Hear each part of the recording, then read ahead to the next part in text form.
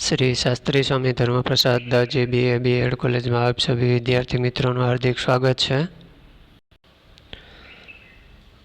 छात्र और छात्राएं, आज हम FY BA अनिवार्य हिंदी इसमें यशोधरा में खंड काव्य की परिभाषा के बारे में हम अभ्यास करेंगे। खंड काव्य की परिभाषा प्रस्तुत करते हुए हिंदी खंड काव्य के उद्भव और विकास का परिचय दीजिए और हिंदी के प्रसिद्ध खंड काव्य तथा उनके रचयिताओं का उल्लेख करते हुए हिंदी खंड काव्य की विकास रेखाएं स्पष्ट कीजिए और खंड काव्य के प्रमुख लक्षणों तथा प्रकारों की चर्चा करते हुए हिंदी खंड काव्य के विकास क्रम पर प्रकाश डालिए। इसके बारे में अभ्यास करते हैं। रूपरेखा, पूर्व भूमिका, खंड काव्य की परिभाषा, हिंदी खंड काव्य की विकास रेखाएं, खंड काव्य के लक्षण और प्रकार और उपसार, 5 भागों के बारे में हम अभ्यास करेंगे। पहले पूर्व भूमिका के बारे में। खंड काव्य प्रबंध काव्य का एक आधुनिक प्रकार है। प्रबंध काव्य का दूसरा प्रकार महाकाव्य है। महाकाव्य में नायक अथवा नायिका के संपूर्ण जीवन का चित्रण होता है, जबकि खंड काव्य में किसी प्रसंग विशेष पर कवि का ध्यान केंद्रित होता है। हिंदी में खंड काव्य का उद्भव और विकास विशेषतः आधुनिक काल में ही हुआ है। राष्ट्रकवि मैथिली शरण गुप्त के खंड काव्य विशेष लोकप्रिय हुए हैं। तो इस प्रकार खंड काव्य प्रबंध काव्य एक आधुनिक प्रकार है। प्रबंध काव्य का दूसरा प्रकार महाकाव्य है।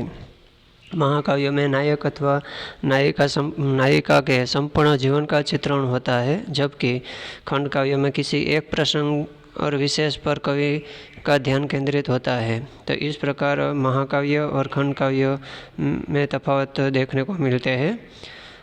यहाँ हम खंड काव्य की परिभाषा समझते हैं। खंड काव्य शब्द खंड और काव्य इन 2 शब्दों से बना है। संस्कृत के सुप्रसिद्ध साहित्य शास्त्री विश्वनाथ ने अपने साहित्य दर्पण ग्रंथ खंड काव्य को परिभाषित करते हुए लिखा है कि खंड काव्य भवेत काव्यस्य कदेशानुसारी च, अर्थात जिस काव्य में किसी स्थान विशेष, काल विशेष अथवा पात्र विशेष के सुनिश्चित जीवन प्रसंग का वर्णन होता है, उसे खंड काव्य कहते हैं। तो खंड काव्य आधुनिक हिंदी काव्य का एक स्वतंत्र प्रकार है। वह महाकाव्य का एक खंड नहीं है। संस्कृत में मेघदूत महाकवि कालिदास का प्रसिद्ध खंड काव्य है। हिंदी के मध्य युग में भी खंड काव्य मिलते हैं। तो यहाँ खंड काव्य की जो परिभाषा में बताया गया है कि खंड काव्य 2 शब्दों से बना हुआ शब्द है या खंड काव्य है। खंड और काव्य, ये 2 काव्यों से मेल से बना हुआ एक संस्कृत के सुप्रसिद्ध साहित्य शास्त्री विश्वनाथ ने भी अपने साहित्य दर्पण में ग्रंथ खंड काव्य को परिभाषित करते हुए लिखा भी है कि खंड काव्य भवेत काव्यस्य क देशानुसारी श, अर्थात जिस काव्य में किसी स्थान विशेष, काल विशेष अथवा पात्र विशेष के सुनिश्चित जीवन प्रसंग का वर्णन होता है, उसे खंड काव्य कहते हैं। और खंड काव्य आधुनिक हिंदी काव्य का एक स्वतंत्र प्रकार है। वह महाकाव्य का एक खंड नहीं है। संस्कृत में मेघदूत महाकवि कालिदास का प्रसिद्ध खंड काव्य है। हिंदी के मध्य युग में भी खंड काव्य मिलते हैं देखने को। और इसके बाद हिंदी खंड काव्य की विकास रेखाएं के बारे में भी हम देखते हैं कि हिंदी के भक्त काव्यों में संत तुलसीदास के कवितावली, गीतावली आदि खंड काव्य प्रसिद्ध है। तो रीतिकाल इनके कुतुबन ने मृगावती नामक खंड काव्य लिखा है। तो आधुनिक हिंदी साहित्य में राष्ट्रकवि मैथिली शरण गुप्त और रामधारी सिंह दिनकर के खंड काव्य विशेष चर्चित है। दिनकर जी की रश्मि रथी अत्यंत लोकप्रिय खंड काव्य है। इसी प्रकार गुप्ता जी के पंचवटी, नहुब, जयद्रथ वध आदि खंड काव्यों को लोकप्रियता मिली है। वह हिंदी खंड काव्य के विकास में विशेष महत्व रखती है। इसी प्रकार निराला जी का, तुलसीदास तथा पंत जी का ग्रंथि खंड काव्य भी खंड काव्य की विकास परंपरा में विशेष महत्वपूर्ण स्थान रखते हैं। तो यहाँ विकास रेखाएं में जो भक्ति काव्यों में जो तुलसीदास के 2 खंड काव्य है, एक कवितावली और दूसरा गीतावली, वो एक प्रसिद्ध खंड काव्य के रूप में माने जाते हैं। इसके बाद रीतिकालीन के कुतुबुन है। मृगावती नामक खंड काव्य भी एक प्रसिद्ध है। और राष्ट्रकवि मैथिली शरण गुप्त और रामधारी सिंह दिनकर ने भी खंड काव्य विशेष रूप से दिए हैं। दिनकर जी की जो रश्मि रथी है वो भी लोकप्रिय खंड काव्य माना गया है। और इसके बाद गुप्ता जी का जो 3 खंड काव्य है, पंचवटी, नहुब, जयद्रथ वध, ये खंड काव्यों को भी लोकप्रियता मिली है। तो इसी प्रकार निराला जी का जो तुलसीदास तथा पंत जी का जो ग्रंथि वो खंड काव्य है, वो भी एक विकास परंपरा में विशेष महत्वपूर्ण स्थान मिला है।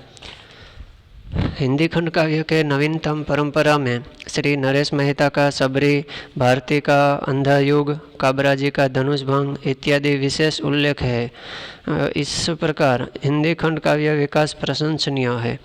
तो खंड काव्य के लक्षण और प्रकार, तो कथा, चरित्र, परिवेश, उद्देश्य आदि की दृष्टि है खंड काव्य के अनेक लक्षण और प्रकार निर्धारित किए हैं। और इसकी कथा प्रख्यात, काल्पनिक और मिश्र प्रकार की होती है। वह सामान्यतः सप्त सर्ग में विभक्त होती है। इसके नायक अथवा नायिका प्रायः प्रसिद्ध होते हैं। इसमें वीर, करुण, शांत रस मुख्य होता है। प्रकृति चित्रण को इसमें विशेष महत्व दिया जाता है। इसी दृष्टि से के विविध प्रकार भी होते हैं। तो यहाँ खंड काव्य के लक्षण और प्रकार में हम देखते हैं कि इसके उद्देश्य और खंड काव्य के अनेक लक्षण, प्रकार और निर्धारित किए गए हैं। और कथा प्रख्यात, काल्पनिक और मिश्र प्रकार की भी होती है। वह सामान्यतः सप्त सर्ग में विभक्त होती है। इसके नायक अथवा नायिका प्रायः प्रसिद्ध होते हैं। इसमें वीर, करुण, शांत रस मुख्य होता है। प्रकृति चित्रण को इसमें विशेष महत्वपूर्ण दिया जाता है। इसी दृष्टि के विविध प्रकार भी होते हैं। और लास्ट में उपसंहार, खंड काव्य एक दृष्टि से लघु काव्य होता है। इसके लघु काव्य होता है। इसके अनेक लक्षण और प्रकार महाकाव्य से मिलते जुलते हैं। हिंदी में खंड काव्य की एक सुनिश्चित परंपरा है। इसके विकास में मैथिली शरण गुप्त का विशेष योगदान है। यशोधरा भी एक नवीन प्रकार का खंड काव्य है। तो खंड काव्य का उद्भव तो हिंदी के मध्यकाल में ही हो गया था, परंतु उसका विकास आधुनिक काल में ही हुआ है। इस काल के द्विवेदी युग में महाकाव्य के साथ अनेक नवीन खंड काव्य लिखे गए हैं। छायावाद युग में खंड काव्य के शिल्प में अनेक प्रयोग किए गए हैं। प्रसाद जी का आंसू एक नए शिल्प का खंड काव्य है। खंड काव्य के शिल्प में नवीनता का आकर्षण यशोधरा से ही दिखाई देता है। तो यहाँ हम उपसंहार में देखते हैं कि जो खंड काव्य है एक लघु काव्य के रूप में भी माना गया है और उनके लक्षण और प्रकार महाकाव्य से मिलते जुलते हैं। हिंदी में खंड काव्य के सुनिश्चित परंपरा भी है। इसके विकास में मैथिली शरण गुप्त का विशेष योगदान भी रहा है। और यशोधरा भी एक नवीन प्रकार का खंड काव्य है। जो हम पढ़ते हैं वो ही यशोधरा है। और खंड काव्य का उद्भव तो हिंदी में मध्यकाल युग में भी हो गया था, परंतु उसका विकास जो आदिकाल, मध्यकाल और आधुनिक काल, तो इसका विकास आधुनिक काल में हुआ है, ऐसा माना गया है। इस काल के द्विवेदी युग में महाकाव्य के साथ अनेक नवीन खंड काव्य लिखे गए हैं। छायावाद युग में खंड काव्य के शिल्पों में अनेक प्रयोग किए गए हैं।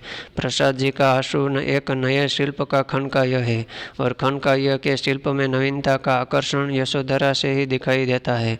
तो यहाँ हमने जो खंड काव्य की परिभाषा प्रस्तुत करते हुए हिंदी खंड काव्य के उद्भव और विकास का परिचय के बारे में अभ्यास किया और खंड काव्य तथा रचयिताओं का उल्लेख करते हुए हिंदी खंड काव्य की विकास रेखाएं भी स्पष्ट की है और खंड काव्य के प्रमुख लक्षण और प्रकार के बारे में भी अभ्यास किया है और खंड काव्य के विकास क्रम पर भी प्रकाश डाला है। हाँ, तो छात्रों और छात्राएं, आज हम यहाँ खंड काव्य की परिभाषा भी पूर्ण की है और खंड काव्य का उद्भव और विकास को भी पूर्ण किया है। अस्तु।